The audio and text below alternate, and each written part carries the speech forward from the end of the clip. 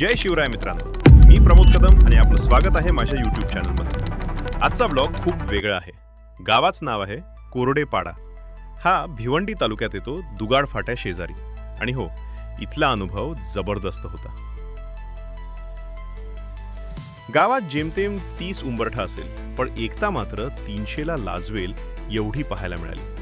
धर्म, संस्कृती, एकोपा आणि जिद्द सगळंच एकत्र अनुभवायला मिळालं. चला तर आपण व्हिडिओला सुरुवात करूया. व्हिडिओमध्ये शेवटपर्यंत राहा. मित्रांनो, या गावात एक काळ असा होता की इथे स्वतःचं मंदिरच नव्हतं.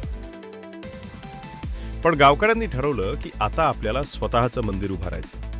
आणि त्यासाठी त्यांनी शिवनंदन ग्रामस्थ सेवा मंडळ कोरडेपाडा विश्वगड या नावानं एकत्र येऊन सुरुवात केली. अयोध्येमध्ये रामलल्लाची प्राणप्रतिष्ठा झाली. त्या पवित्र क्षणाचं औचित्य साधून त्याच दिवशी या मंदिराचं भूमिपूजन करण्यात आलं. आणि फक्त 2 वर्षांच्या आत गावकऱ्यांच्या मेहनतीनं आणि श्रद्धेनं हे मंदिर पूर्णत्वास आलं. 6 फेब्रुवारी 2026 रोजी बादयोगी सदानंद महाराज तुंगारेश्वर यांच्या शुभहस्ते या मंदिराचा प्राणप्रतिष्ठा सोहळा मोठ्या भक्तिभावानं पार पडला. आजही दर मंगळवार आणि गुरुवारी संपूर्ण गाव रात्री 8 वाजता आरतीसाठी एकत्र जमतं. आणि प्रत्येक संकष्ट चतुर्थीला हरिपाठ, भजन, आरती आणि संपूर्ण गाव एकत्र बसून जेवण करतो. हा एक वेगळाच युनिटी आणि प्रेमाचा अनुभव आहे.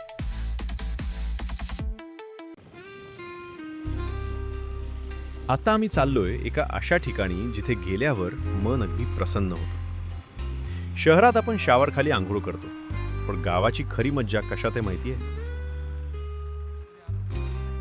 ती आहे नदीवरच्या आंघोळीत. तर चला, आज तुम्हालाही घेऊन जातो कोरडेपाडा गावच्या नदीवर.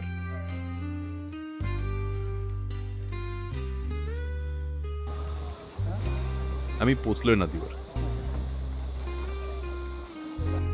पहा, हे पाणी किती स्वच्छ आणि नितळ आहे.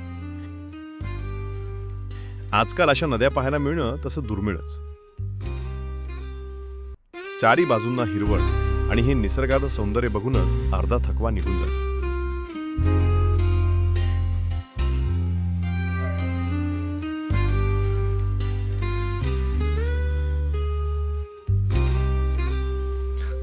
इथे फक्त आम्हीच नाही, तर गावातील बरेच लोक सकाळची आंघोळ करण्यासाठी इथेच येतात.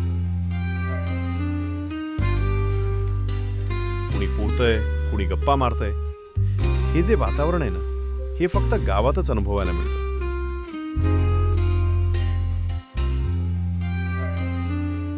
इथे आल्यावर कळतं की माणसाचं आणि निसर्गाचं नातं किती जवळचं आहे.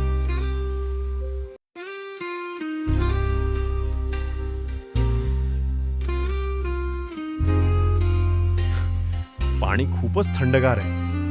सुरुवातीला थोडी थंडी वाजते, पण एकदा डुबकी मारली की बाहेर निघायची इच्छाच होत नाही. शहरातल्या स्विमिंग पूलपेक्षा ही नदी कधीही भारी. तर मित्रांनो, आजची नदीवरची ही पोहण्याची जत्रा इथेच संपली. हातपाय थोडे जड झालेत, पोटात भूक कडाडून लागली, पण चेहऱ्यावरचं हे हसू खूप काही सांगून जाते. बालपणीच्या आठवणींना आज पुन्हा एकदा उजाळा मिळाला. नदीवर मनसोक्त पोहल्यानंतर परतीच्या प्रवासात असताना आमची नजर एका वास्तूकडे वळली. रस्त्याच्या कडेला झाडाझुडपात लपलेलं हे एक फार्म हाऊस. बाहेरून पाहताच याची भव्यता जाणवते. हे फक्त एखादं फार्म हाऊस नाही, तर कलेचा एक उत्कृष्ट नमुना आहे. एका काळी हे ठिकाण किती गजबजलेलं असेल याची कल्पनाच केलेली बरी. पण आज हे पाहून मनाला थोडी चटका लावून जाते. ज्या वास्तूला तिच्या सौंदर्यासाठी आणि देखभालीसाठी एकेकाळी प्रतिष्ठित पुरस्काराने गौरवण्यात आलं होतं, तीच वास्तू आज अशी अस्ताव्यस्त आणि पडक्या अवस्थेत उभी आहे. काळाचा महिमा बघा. ज्या भिंती एकेकाळी कौतुकाचा विषय होत्या, आज तिथे शांतता आणि पडझड पसरली आहे.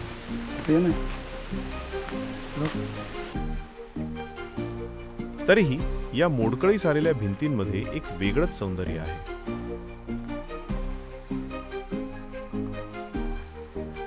इथलं बांधकाम, ती प्रशस्त जागा आणि आजूबाजूचा निसर्ग पाहून आजही जाणवतं की हे कोणाचं तरी स्वप्न होतं जे खूप मेहनतीने साकारलं गेलं होतं.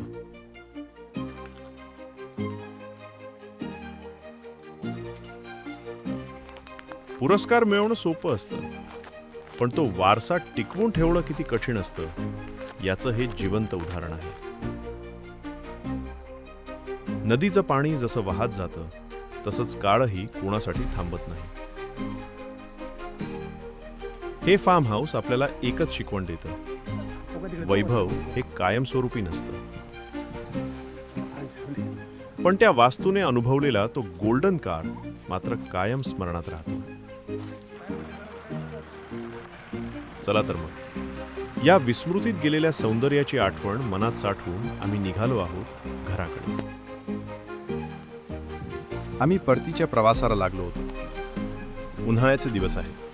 रणरणतं ऊन जरी असलं तरी गावची माणसं घरी बसणारी नाही. पावसाची चाहूल लागताच शेत कामासाठी एका वेगळ्याच उत्साहाने दिसतात. उन्हाची तमा न बाळगता ही माणसं राबतात तेव्हा कुठे आपल्या ताटात सुखाचा घास येतो. पावसाळा सुरू व्हायच्या आधीची ही धावपळ बघून जाणवतं की निसर्ग आणि शेतकरी यांचं नातं किती घट्ट आहे. कदाचित शहरातल्या एसीमध्ये बसून आपल्याला या घामाची किंमत कळणार नाही, पण या मातीचा वास आणि पावसाची वाट पाहणारे हे डोळे बरंच काही सांगून जातात. चला तर मग या अन्नदात्याला एक मानाचा मुजरा करूया आणि निघूया घराकडे. लवकरच भेटू पुढच्या भागात. आपल्याला माझा व्हिडिओ आवडल्यास नक्की लाईक करा आणि शेअर करा आणि कमेंट करायला विसरू नका. जय शिवराय.